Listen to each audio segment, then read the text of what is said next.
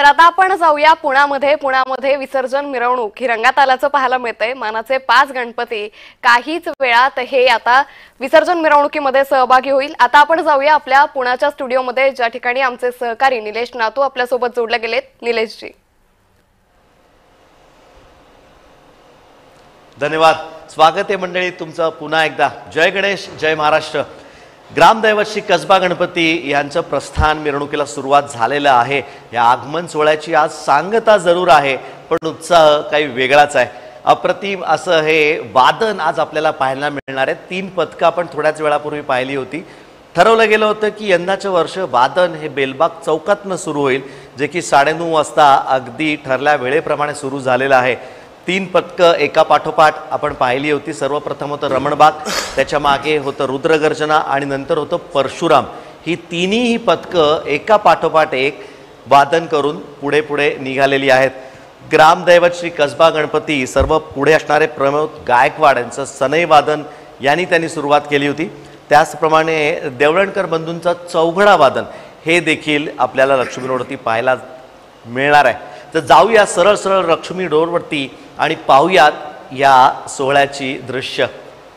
राहुल, मगाशी आपण बोलत होतो ते ढोल ताशाच्या वादनाविषयी, तर त्याबद्दल थोडंसं काही। ढोल ताशाविषयी तर सविस्तर सांगेन, पण आता उल्लेख केलास म्हणून मुद्दाम सांगितलं पाहिजे की ही पथकं आहेतच, पण फार पूर्वी म्हणजे मी लहान असताना जो गणपतीचा उत्सव पाहिला आहे त्यावेळेला आत्ता उल्लेख तू केलास ते प्रभात ब्रास बँडचं पथक या ग्रामदैवत कसबा गणपतीबरोबर असायचं आणि अत्यंत प्रसिद्ध क्लॅरोनेट वादक बंडोपंत सोलापूरकर ते स्वतः मध्यभागी उभे असायचे। अशी ती फरची कॅप वगैरे मला अजून आठवते आणि त्यांच्याबरोबर तो सगळा बँड गणपतीची आरती, गणपतीवरच्या वेगवेगळ्या वंदना असं वाजवत पुढे जायचा। तुझं त्यांच्याबरोबर काही रिलेशन का फक्त आडनाव? नाही, ते खरे थेऊरकडचे सोलापूरकर आहेत आणि आम्ही अक्कलकोटकडचे सोलापूरकर आहोत, पण आडनाव बंधू। आणि त्यांची सगळी मुलं आणि आम्ही सगळेच जण शाळांमध्ये एकाच वेळेला या नुमवी शाळेतच शिकलो, त्यामुळे तसं जवळनं अत्यंत त्यांचे संबंध होते, नातेसंबंधांसारखेच असं म्हटलं पाहिजे। पण पुण्यामध्ये Darbar brass band, Shrikrishna brass band, त्यानंतर प्रभात ब्रास बँड यांची एक वेगळी परंपरा आहे आणि त्या परंपरेतनं सगळे पुढे गेलेले आहेत। म्हणजे सहज एक उल्लेख म्हणून सांगायला हरकत नाही, ब्रास बँडमधले सगळ्यात मोठे क्लॅरोनेट वादक म्हणून ज्यांनी एकेकाळी पश्चिम महाराष्ट्रामध्ये स्वतःचं नाव केलं होतं ते नंतर आपल्या मराठी चित्रपटसृष्टीतले मोठे संगीतकार झाले, ते म्हणजे राम कदम। त्यामुळे ही एक क्लॅरोनेटवर वाजवण्याची परंपरा खूप मोठी आहे आणि या सर्व मानाच्या मंडळांबरोबर हे सगळी मंडळी दरवर्षी वाजवायला असतात।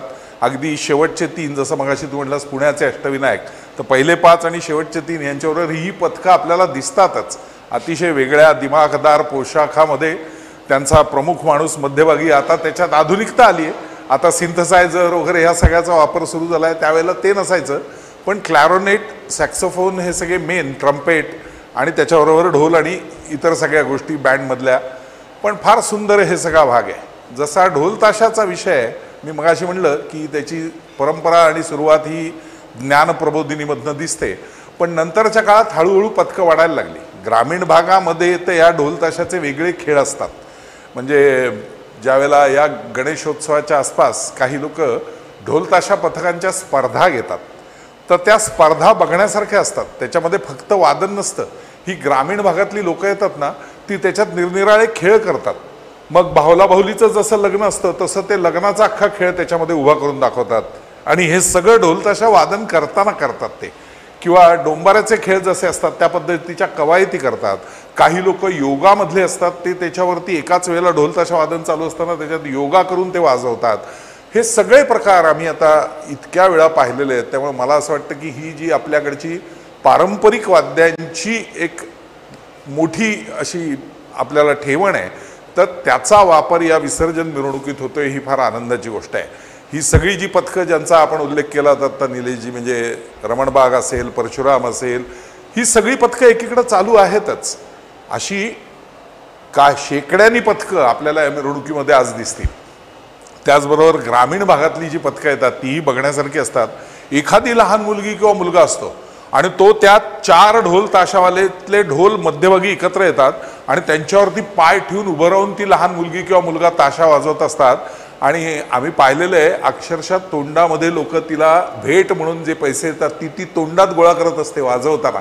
हे सुद्धा बघण्यासारखं दृश्य असतं. एक एक दोन दोन तीन तीन थर जसे दही हंडीला असतात तसे वादनात पाहिलेले आहेत. त्यामुळे ढोल ताशा आणि त्याच्याबरोबर त्याची क्रीडा आणि एक वेगळ्या पद्धतीचं वादन हा एक फार रम्य बघण्यासारखा ऐकण्यासारखा असा सोहळ्यातला भाग आहे असं म्हटलं पाहिजे. अगदी खरं आहे. पण तो मान वेगळा असतो. ज्यावेळेस तुम्ही चौकामध्ये उभे राहता 2 ढोलाच्या वरती आणि तर्री घ्यायचे.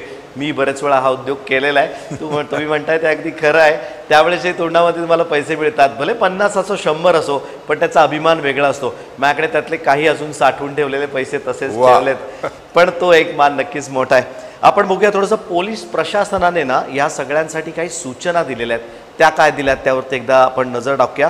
मुख्य मिरवणुकीदरम्यान 2 मंडळात अंतर राहणार नाही याची खबरदारी पोलीस प्रशासन घेतच आहे. त्याचप्रमाणे मंडळाच्या कार्यकर्त्यांनाही सांगितलं गेलंय की खबरदारी तुम्ही घ्या. कोणतीही मंडळ रांग सोडून मिरवणुकीत घुसणार नाही.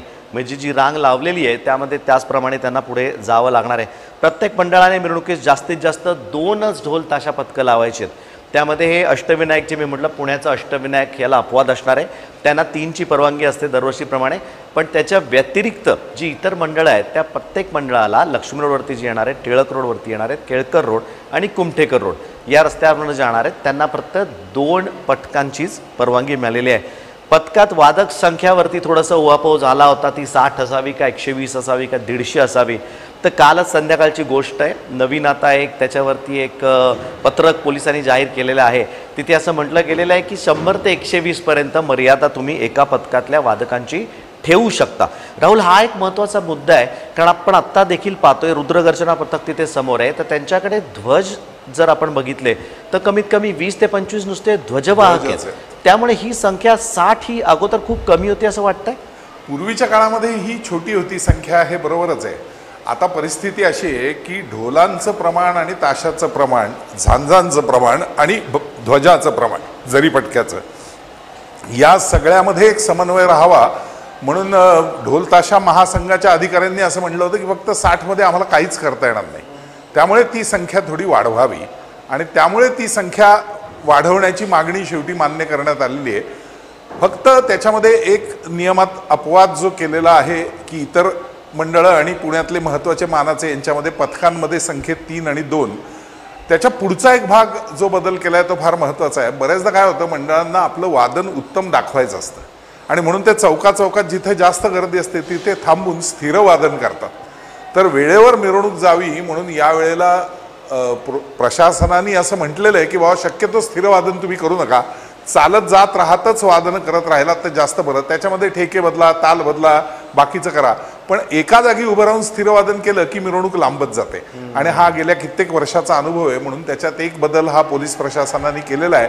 कितपत प्रतिसाद मंडळं देत आहेत त्याच्यावरती आजचा हा सोहळा कसा जाईल हे महत्त्वाचं आहे. पण मला असं वाटतं की शेवटी बाप्पाची ही सगळी आपण खऱ्या अर्थाने आराधना करतोय. त्यामुळे या नियमाला अपवाद न ठेवता सर्व मंडळच शिस्तीत हे करतील अशी खात्री आहे. अगदी खरं आहे.